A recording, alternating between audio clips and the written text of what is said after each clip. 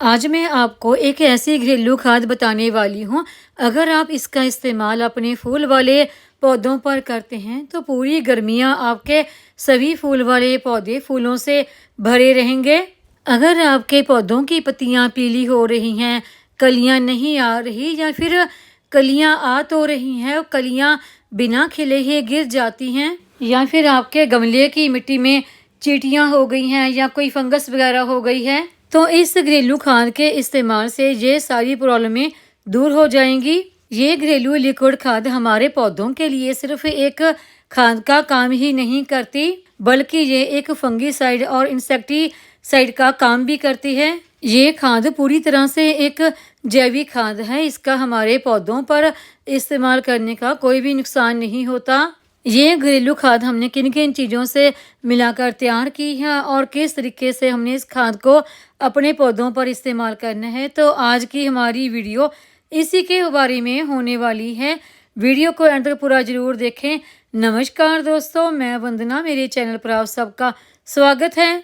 तो देखिए, मेरे गार्डन में जितने भी ये फूल वाले प्लांट लगे हैं, चाहे वो गुलाब हो, गुड़हल हो, मोगरा, अपराजिता, इन सभी पौधों पर मैं इसी घरेलू खाद का इस्तेमाल करती हूँ। इस खाद के इस्तेमाल से हमारे सभी फूल वाले पौधों पर अच्छी मात्रा में फूल आते हैं और फूलों का साइज भी काफ़ी बड़ा बड़ा होता है। जैसे कि देखिए, जब गर्मियाँ बहुत ज़्यादा बढ़ जाती हैं तो जितने भी हमारे गार्डन में फूल वाले प्लांट लगे होते हैं, उन सभी पर फूलों का या साइज है वो काफ़ी छोटा होना शुरू हो जाता है। लेकिन लगातार आप खाद का इस्तेमाल करते हैं तो आपके फूल वाले पौधों पर गुच्छों में फूल आते हैं। आपका पूरा प्लांट फूलों से और कलियों से भरा रहता है। अगर आपके गार्डन में लगे फूल वाले पौधे जैसे कि अपराजिता का प्लांट है या गुड़हल का प्लांट है, अगर इन पे फूल नहीं आ रहे हैं या फिर इनकी पत्तियां पीली हो रही हैं, तो इस खाद के इस्तेमाल से आपको बहुत ही अच्छे रिजल्ट मिलते हैं।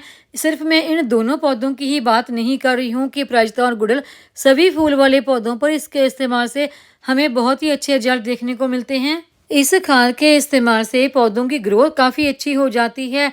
पत्तियां बिल्कुल लश ग्रीन हरी निकल के आती हैं। अगर आप अभी इस महीने में यानी कि अप्रैल के महीने में इस खाद का अपने पौधों पर इस्तेमाल करना शुरू कर देते हैं तो पूरी गर्मियां आपके फूल वाले पौधे फूलों से भरे रहते हैं। और इसके इस्तेमाल से तेज़ गर्मियों में भी जब टेम्परेचर काफ़ी ज़्यादा हाई होता है, आपके प्लांट अच्छी फ्लावरिंग करते रहते हैं। और इस खाद को तैयार करना तो देखिए बहुत ही ज़्यादा आसान है।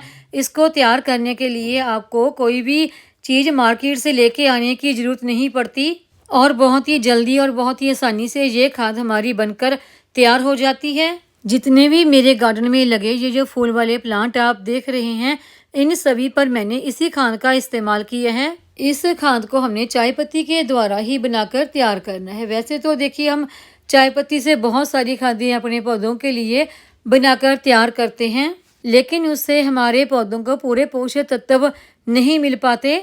चाय पत्ती में भरपूर मात्रा में देखिए नाइट्रोजन तो होती ही है, जो कि हमारे पौधों के लिए बहुत ही बेस्ट होती है, लेकिन पौधे के ऊपर कलियां और फूल खिलाने के लिए हमें पोटाशियम से भरपूर फर्टिलाइजर की भी ज़रूरत होती है।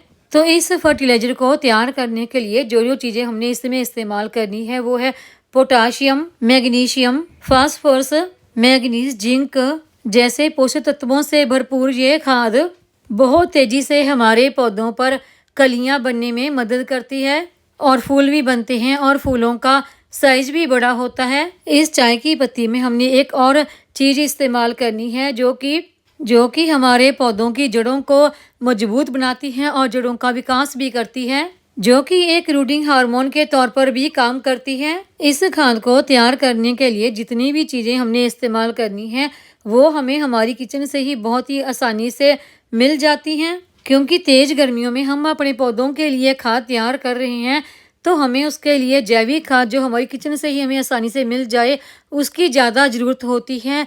केमिकल फर्टिलाइज़र के मुकाबले वो ज़्यादा हमारे पौधों पर अच्छा असर दिखाती है।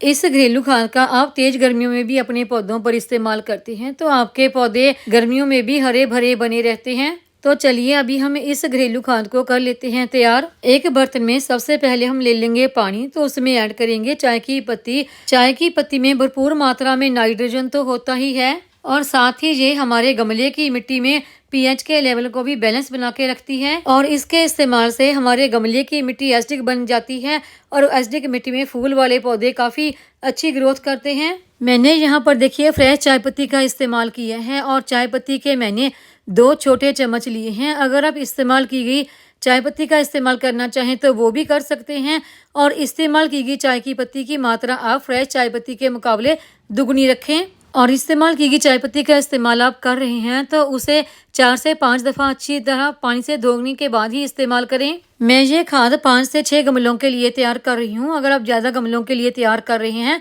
तो चाय पत्ती और दूसरी सामग्री की मात्रा घटा या बढ़ा भी सकते हैं। और आगे इसमें मिक्स करने के लिए है हमने केले के छिलके। केले के छिलकों को आप सुखाकर भी इस्तेमाल कर सकते हैं और इस तरह से फ्रेश केले के छिलके का भी इस्तेमाल कर सकते हैं।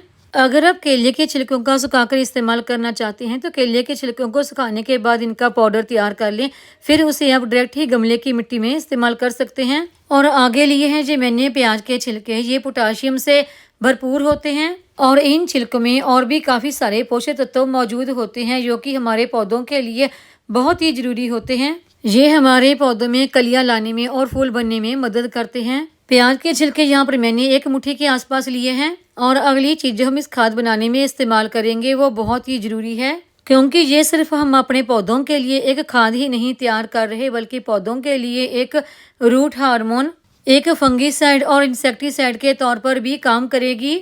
और वो चीज़ जो हमने और इसमें इस्तेमाल करनी है वो है ये सिनेमन स्टिक यानी कि दालचीनी। ये हमें हमारी किचन में से बहुत ही आसानी से मिल जाती है। इसके इस्तेमाल से पौधों की जड़ों की ग्रोथ काफ़ी अच्छी होती है और पौधे की मिट्टी में होने वाली चींटियाँ, फंगस और इंसेक्ट को दूर करती है। इस दालचीनी को आप पाउडर बनाकर भी इस्तेमाल कर सकते हैं और इस तरह से देखिए कि छोटा सा टुकड़ा बीच में मिक्स करके भी इस्तेमाल कर सकते हैं। अच्छी तरह से मिक्स करने के बाद अभी हम इस खाद को रख देंगे तैयार होने के लिए। आप इसे 1 रात के लिए भी छोड़ सकते हैं या फिर आप कम से कम 4 से 5 घंटे के लिए तो इसे तैयार होने के लिए जरूर ही रखें। खाद को बनने के लिए रखे हुए 4 से 5 घंटे बीत चुके हैं। सभी छिलकों का और चाय पत्ती का असर पूरा पानी में आ गया है, तो देखिए पानी का कलर भी चेंज हो गया है। इस खाद को अभी हमने इसी तरह से अपने पौधों पर इस्तेमाल नहीं करना है बल्कि इसे छानकर ही इस्तेमाल करेंगे। इस खाद को इसी तरह से हमने अपने पौधों पर इस्तेमाल नहीं करना बल्कि इसे डिल्यूट करके ही इस्तेमाल करेंगे। और जब भी हमने इस खाद का अपने पौधों पर इस्तेमाल करना है तो इसे हम शाम के समय ही इस्तेमाल करेंगे। ये जो बचे हुए छिलके हैं इनमें आप पानी डाल के फिर से खाद तैयार होने के लिए रख दें। और ये जो हमारी खाद तैयार हुई है, अगर आपने देखिए इसे 4 से 5 घंटे के लिए बनने के लिए रखा था तो आप इसे दुगनी मात्रा में इसमें पानी डालकर इस्तेमाल कर सकते हैं। अगर आप इसे ओवरनाइट के लिए आपने छोड़ दिया था खाद बनने के लिए तो आप इसमें 4 से 5 गुना तक पानी मिक्स करके अपने पौधों पर इस्तेमाल कर सकते हैं। इस खाद का अब हमने इस्तेमाल कितना करना है, देखिए अगर आपका गमला बड़ा है तो आप ज़्यादा मात्रा में खाद इस्तेमाल कर सकते हैं, यानी कि 100 से 150 ml तक। अगर आपका प्लांट छोटा है तो उसमें आप थोड़ी मात्रा यानी कि 25 से 50 ml तक खाद इस्तेमाल कर सकते हैं। तो उम्मीद है आपको ये आज की जानकारी की वीडियो पसंद आई होगी। वीडियो पसंद आई हो तो वीडियो को लाइक, सब्सक्राइब, शेयर और कमेंट जरूर करें। बेल आइकन को दबाएं ताकि मेरी आने वाली हर नई वीडियो का नोटिफिकेशन आपको मिलता रहे।